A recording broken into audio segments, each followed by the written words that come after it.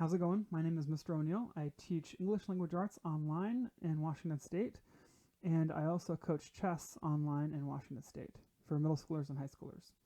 So here's another London System game. Surprise, surprise. It's my favorite opening. And after some normal developing moves for me, my opponent starts with this gambit c5, trying to disrupt my central pawn structure that I have on the d file. And in this London system, you a lot of times you like to get this triangle set up, right? So you have this nice little triangle set up with your pawns. So the whole idea behind this gambit is disrupting that triangle. So I don't go for it, and after takes, I was anticipating queen check a5, and I was prepared for this.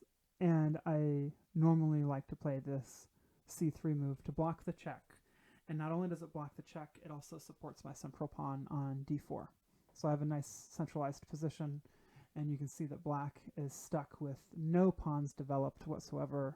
The queen is out and about, not really doing much, and the knight is the only other piece developed for my opponent. So after going back, a lot of times people like to go to b6 with their queen to open up an attack on this undefended b2 pawn. And my queen can go to d2, c2, or c1 to defend, or I could move my pawn forward to b3. I've played around with moving my queen around to defend when I've played this position against bots and engines, but I've noticed that in most lines it's better to just move the pawn forward to b3.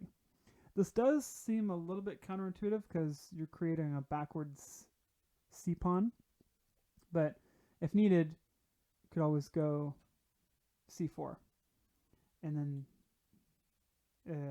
there's other ways to defend this backward pawn. So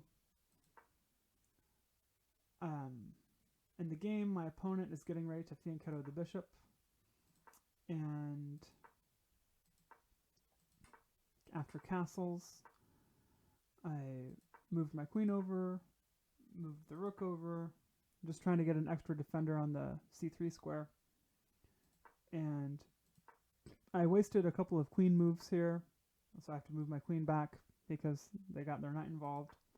So I figured I'd be okay here with planting my bishop on d3, because if black ever moves this knight to open up a discovery with my undefended bishop, I could just start with taking first.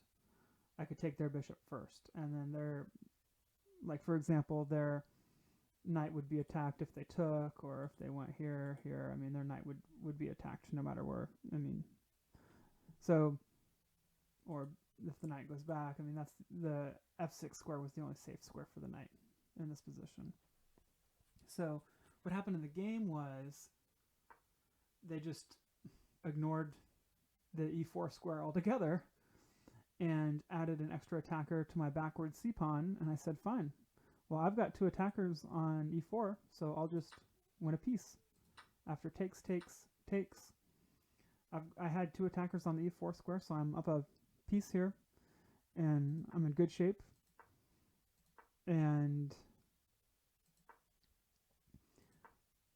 after the knight went to d5, I was not seeing this move at all.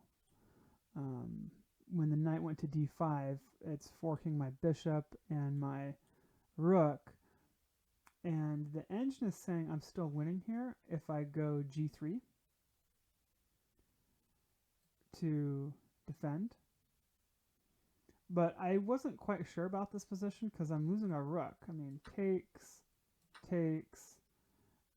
and I wasn't exactly thrilled with this.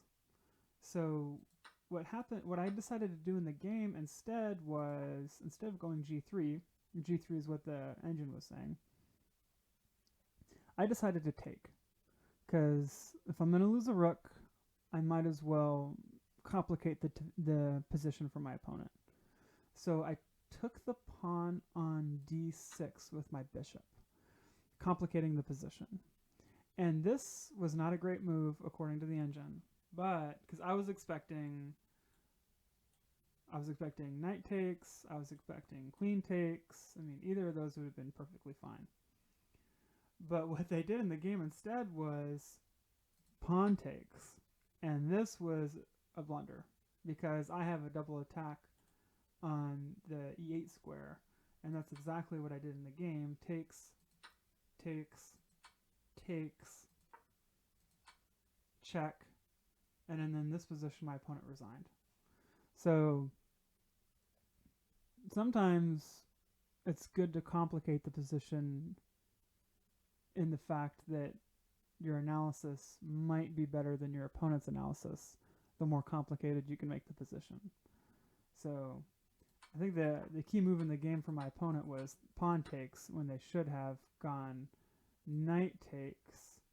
If they would have gone knight takes, then this is more of an even position. And then if they would have gone queen takes is also more of an even position. And that's what I was expecting. And then the game just would have gone on because this is a fairly even position. I'm saving my rook. I just sacked a bishop for a pawn, so I'm still up a point here. I'm still up by the equivalent of a pawn here. So anyway, have a good rest of your day, and we'll talk to you later.